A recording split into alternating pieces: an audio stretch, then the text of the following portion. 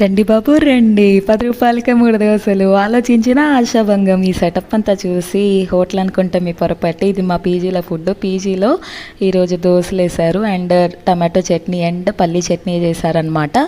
ఈయన మా famous chef Bhola, Calcutta famous.